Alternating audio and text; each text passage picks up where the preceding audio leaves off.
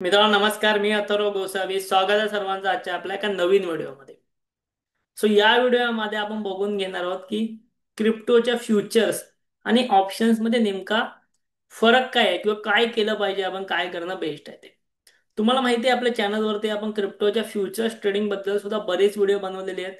क्रिप्टोच्या option selling बद्दल, options trading बद्दल video बनवून आता आपण सुरुवात केलेली आहे. त्या अनुषंगाने आपण या दोघांमध्ये मेजर डिफरन्स काय आहे, फरक काय, ह्या सर्व गोष्टी इथे आपण बघून घेऊया. मी तुम्हाला डायरेक्टली इथे ना पहिलं फ्युचर्स वरती नेतो. डेल्टा एक्सचेंज मध्ये तुम्हाला फ्युचर्स वरती नेतो.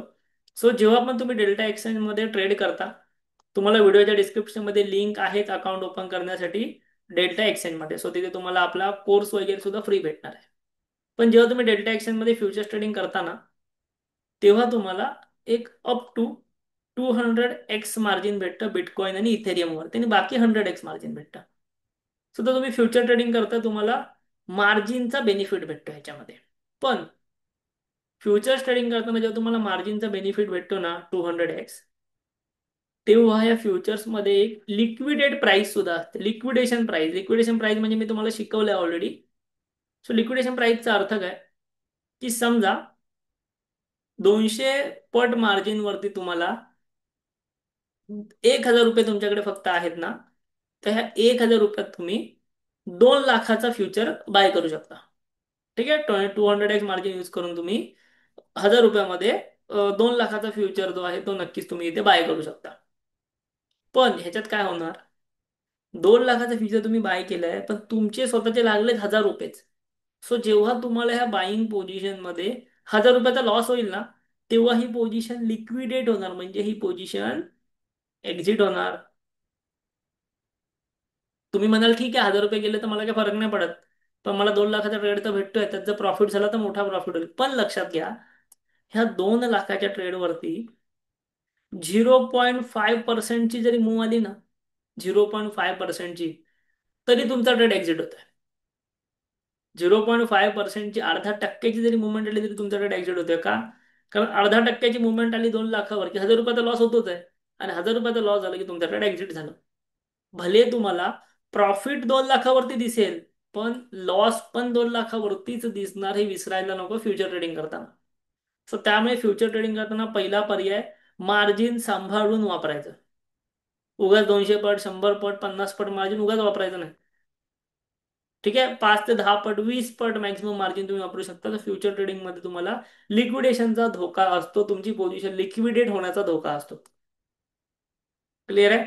त्यानंतर हे जर तुम्ही ऑप्शन्स मध्ये बघाल, तर ऑप्शन्स मध्येही तुम्ही मार्जिन घेऊ शकता.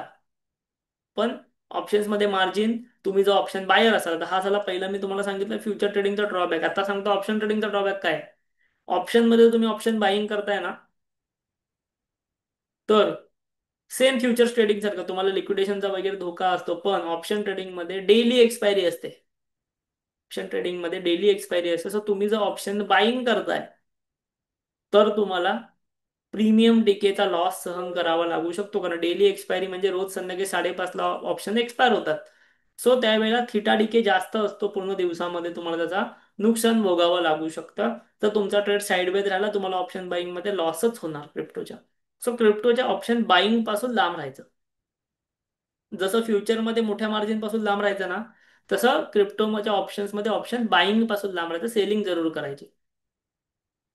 आपल्या आधीच्या बऱ्याच व्हिडिओमध्ये मी सेलिंग बद्दल सांगितलेलं सुद्धा आहे, सांगतो सुद्धा आहे तुम्हाला कंटिन्युअस. ठीक आहे. त्यानंतर फ्युचर्स मध्ये एक बेनिफिट आहे, की म्हणजे हे फ्युचर्स जे आहेत ना ते परपेच्युअल आहेत. परपेच्युअल म्हणजे नो एक्सपायरी. ह्यामध्ये तुम्हाला कोणत्याही प्रकारची एक्सपायरीज भेटत नाही.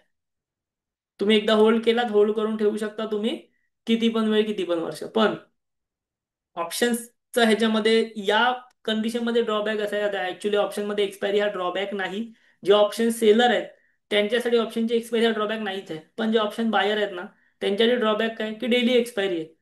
तुम्ही ऑप्शन मध्ये जो ट्रेड घेणार तो तुम्हाला डेली एक्झिटच करायचा आहे. तुम्ही म्हणाल की बाबा मी या पॉइंटला, ओके, तुम्हाला चार्ट वर तुम्ही म्हणाल की बाबा मी या पॉइंटला ना 5 मिनिटाच्या चार्ट वरती आलो आणि मी ह्या पॉइंटला ऑप्शन बाय केलाय. तुम्ही म्हणाल मी इथे ऑप्शन बाईंग केली आहे. तर तुम्ही ऑप्शन बाय केला तो ठीक आहे, पण तो पुढचे 6, 7, 8, 9 तास साईडवेज राहिला, तुम्ही काय कराल? तुमचा लॉसच आहे त्यामध्ये.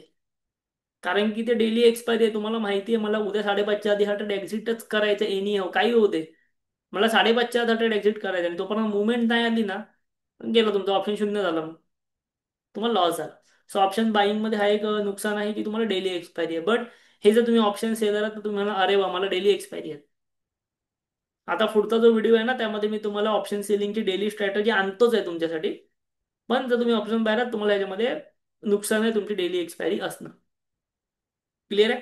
सो त्यानंतर ऑप्शन बाईंग कधी करायचं, सॉरी ऑप्शन फ्युचर बाईंग कधी करायचे आणि ऑप्शन्स मध्ये कधी करायचं हे सांगतो. काहीतरी बेनिफिट तर असतीलच ना दोघांचे. लक्षात घ्या, जेव्हा तुम्हाला वाटेल की मार्केटमध्ये मूव येऊ शकते तेव्हा तुम्ही फ्युचर्स बाईंग करायचे. जेव्हा तुम्हाला वाटतं की मार्केटमध्ये मुवमेंट येऊ शकतं वरच्या साईडची किंवा खालच्या साईडची, तेव्हा तुम्ही फ्युचर्स बाईंग करायची. पण जेव्हा तुम्हाला रेग्युलर इन्कम कमवायचं आहे तेव्हा तुम्ही ऑप्शन सेलिंग करायची. आणि फ्युचर बाईंग कधीही सॅटर्डे संडेला करणं टाळायचं. सॅटर्डे संडेला फ्युचर्स बाईंग करणं, फ्युचर सेलिंग करणं टाळायचं. कारण की ह्या वेळेला मुवमेंट कमी असते. आता ऍक्च्युली मुवमेंट कमी असते तरी तसं तुम्हाला फ्युचरमध्ये काय फरक नाही पडत आहे. कारण की तुम्ही होल्ड करून ठेवू शकता. पण फ्युचर बाईंग आणि ऑप्शन बाईंग जी असते ती तुम्ही सॅटर्डे संडेला टाळायची. तुम्ही सॅटर्डे संडेला ऑप्शन सेलिंग जरूर करू शकता कारण की साईडवेज असतं मार्केट मोस्ट ऑफ दी.